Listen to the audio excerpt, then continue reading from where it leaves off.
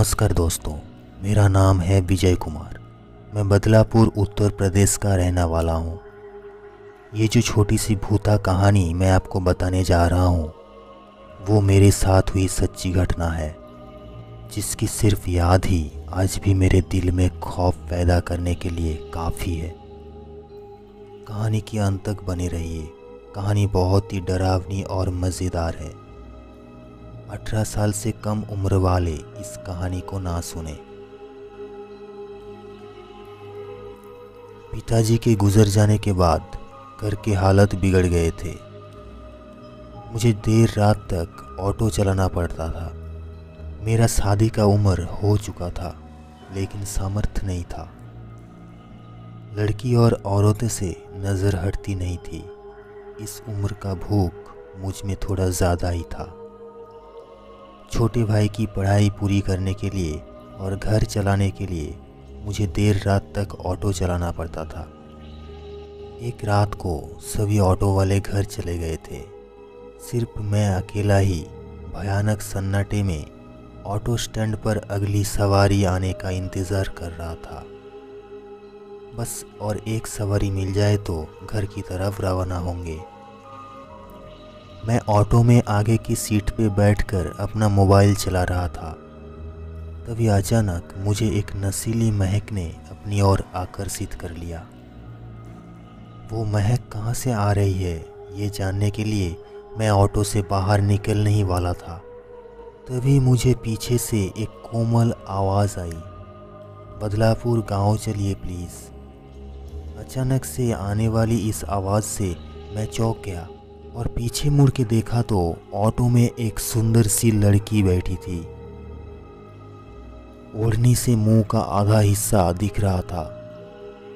वो कपड़े इतने छोटे पहने हुए थे कि कुछ पल के लिए नज़र हटा नहीं पाया। मैंने उससे पूछा, अब अंदर आकर कब बैठी? उसने कोई जवाब नहीं दिया। वो बस अपने पैरों की तरफ देखी जा रही थी।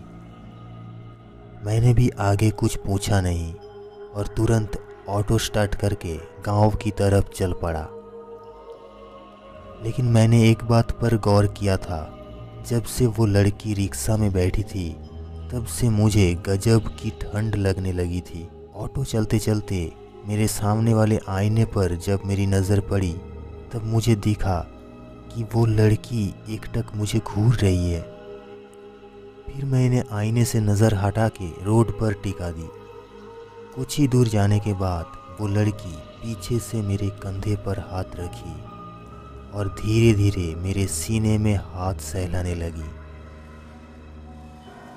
उसकी पूरी फीलिंग्स मुझे पागल कर रहा था।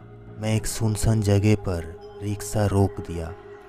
उस खूबसूरत लड़की ने हाथ के इशारे से मुझे पीछे की सीट पर बुला रही है। मैं खुद को रोक नहीं पाया। उस अंधेरे रास्ते में उस अनजान लड़की के प्यास बुझाने के लिए मैं तैयार हो गया।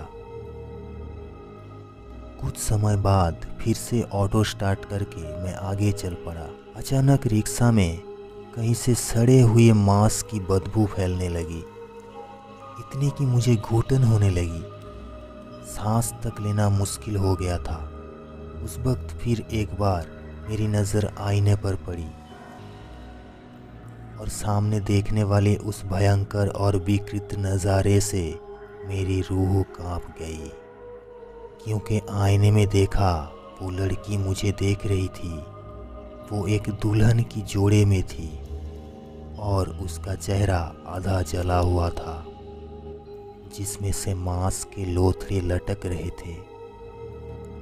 मैं उस वक्त इतना ज़्यादा डर गया था कि अपनी चलती ऑटो के हैंडल छोड़कर सड़क पर ही कूद पड़ा। उसके बाद सुबह जब मेरी आँख खुली तब मैं गांव के दवाखाने में लेटा हुआ था। पास में मेरी माँ और कुछ गांव के बुजुर्ग बैठे थे। मेरे सिर में 4 टाँके लगे थे और बाकी सभी मामूली चोट थी। सिर पर गहरी चोट लगने से शायद मैं बेहोश हो गया था। और जब मैंने मेरे रिक्शा के बारे में पूछा तो सभी ने उल्टा मुझसे ही सवाल किया, तुम हमें गांव के बाहर सड़क पर पड़े मिले थे, तो तुम्हारा ऑटो दूर उस पुराने कब्रिस्तान में क्या कर रहा था? ये खबर सुनने के बाद मैं दंग रह गया। उस सवाल का जवाब तो मेरे पास नहीं था, पर उस खौफनाक चुड़ैल के बारे में कुछ बातें अपनी अंदर ही रख दिया। जाते जाते सभी गांव के लोग बोले, तुम्हारी किस्मत अच्छी है, इसलिए जिंदा हो। वो एक कुंवारी ही मरी हुई भयानक चुड़ैल थी, जो अपनी प्यास तुम्हारे जैसे कुंवारे लड़के का शिकार करके बुझाती है। तो दोस्तों, आज की ये सच्ची कहानी कैसी लगी कमेंट करके ज़रूर बताएं। अगर कहानी अच्छी लगी तो वीडियो को लाइक और चैनल को सब्सक्राइब ज़रूर करना। मिलते हैं और एक डरावनी कहानी लेके। शुभ रात्रि।